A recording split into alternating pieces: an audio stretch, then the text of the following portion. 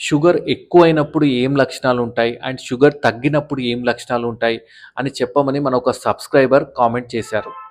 అయితే ముందుగా షుగర్ తగ్గినప్పుడు ఏం లక్షణాలుంటాయో చెప్తా వినండి. నార్మల్‌గా మీరు 12:30కి తినేది 3కో, 4కో, 5కో తిన్నప్పుడు మీకెలా అయితే గాబరా గాబరా అవుతుంది గదా! ఆకలి ఎక్కువ అవుతుంది గదా! అలా షుగర్ తగ్గినప్పుడు అవుతుంది.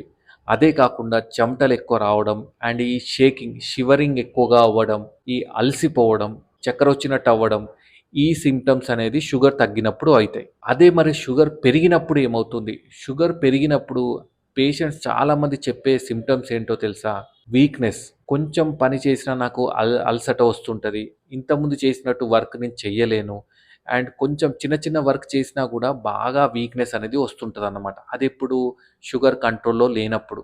అదే కాకుండా యూరిన్ ఎక్కువగా నడవడం, రొటీన్‌గా ఓ 4, 5 సార్లు పోయే యూరిన్ ఏంటంటే 10, 20 సార్లు పోవడం.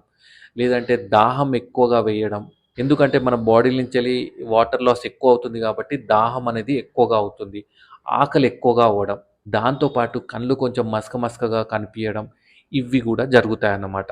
సో, ఇలా మాత్రం మీకేమన్నా సింప్టమ్స్ ఉంటే ఫస్ట్ మీ డాక్టర్‌ని కన్సల్ట్ అయ్యి మీ డోస్ అనేది అడ్జస్ట్ చేస్తారన్నమాట. అర్థమైంది గదా! లేదంటే మీ డైట్ ప్యాటర్న్‌లో ఏమన్నా చేంజెస్ కానీ చేస్తారు. సో, ఇలాంటి సింప్టమ్స్‌ని నెగ్లెక్ట్ చేయకుండా మీ డాక్టర్‌ని కన్సల్ట్ అవ్వండి. Thank you.